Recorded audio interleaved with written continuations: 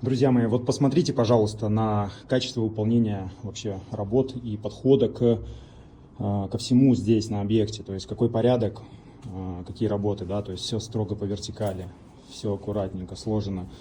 Вот, это и есть ответ на вопрос о формировании стоимости работ. Дорогие друзья, просто вы понимаете, что вы обычно видите вот в черновых этапах, и что делаем мы, и как мы это делаем.